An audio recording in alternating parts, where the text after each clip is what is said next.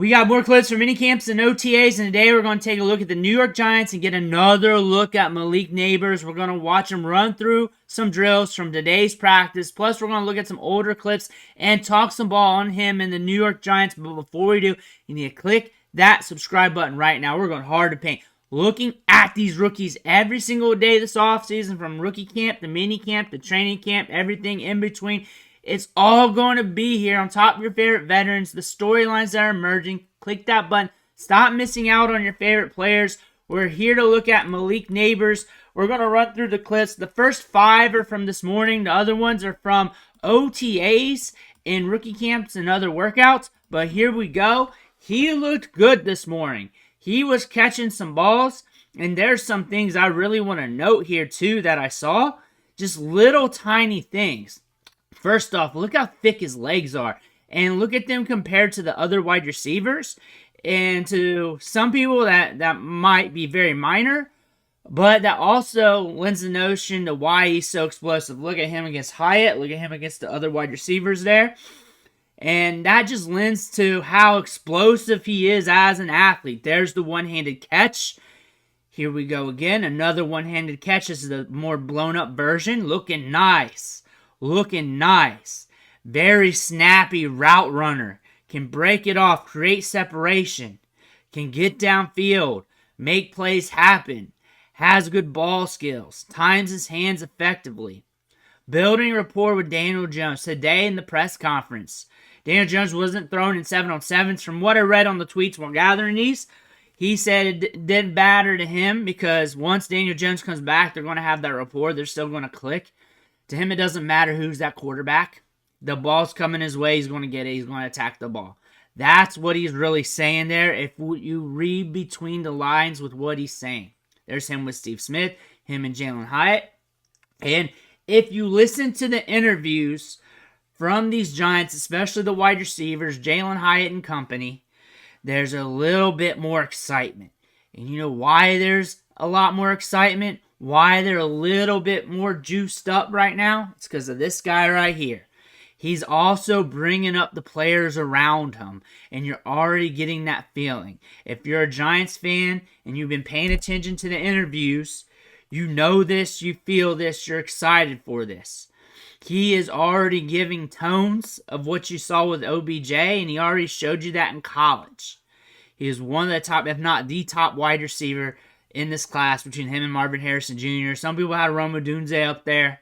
He's a generational type prospect. You do not get one of these wide receivers in every draft class. He's one of those wide receivers where the odds of busting are very, very low, and the odds of tapping into their upside is very high. And no one's going to be surprised if he starts off his career as a top wide receiver. He's very electric. He wins at all phases. He's got the speed. He's got the nuanced route running. You even take this back at high school, his junior year. Super productive. If he would have played his senior season, he did a transfer to another school and had to sit out, he would have been ranked a lot higher on like 24/7 Sports and other recruiting services back then, but got slept on a little bit due to that, I believe. But when you go back and watch his huddle tape from high school, you see the explosiveness, you see the assertiveness when he's breaking off the routes, the my ball mentality. It's always been there. It has always been there. Go back and look at his huddle tape from high school, watch his film from college, watch some of these highlights now, and you know it's always been there. And he was early when it came to productivity in college, early breakout age, which is a very good indicator that when he climbs a different level in football, that he's able to break out instantly, that he's capable of doing that because he's done it before from high school to college. And there's a track record, a history of wide receivers being able to be productive over time with an early breakout age of 19 years old. That being said, Malik Nabers has some upside. He's very productive last year. He's dominant. He can take over games. He's flashy with the feet. There's nothing bad you can really say about him. There's nothing. He might be the reason Jaden Daniels got drafted so high. Jaden Daniels may not be Jaden Daniels without this guy. That's the fact. That could be the thing there. However, I like Jaden Daniels as a quarterback prospect. That's no knock to him. I'm just saying, Nabers, when you compare him against wide receivers in the 2023 class, Jackson Smith and Jigba and company, Jordan Addison, different level. Different level of player. There's more upside. There's more dominance. More explosive. More aggressive. This is a wide receiver that's looking to take over. Look at his legs, though. That's what I noted most today. The difference between him and the other wide receivers. And compared to a lot of other wide receivers we've covered. A lot of them.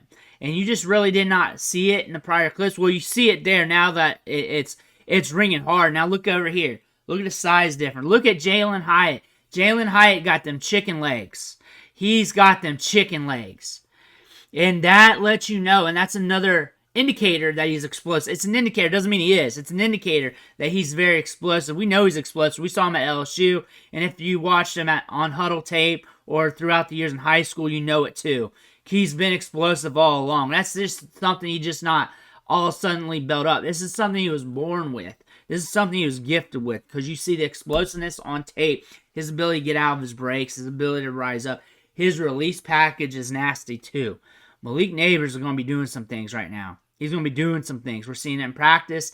I will keep you in touch on Minicamp. You just got to subscribe right now. Let me know what you think in the comments below. Don't forget to subscribe. I want to thank you for watching. Catch you on the next video.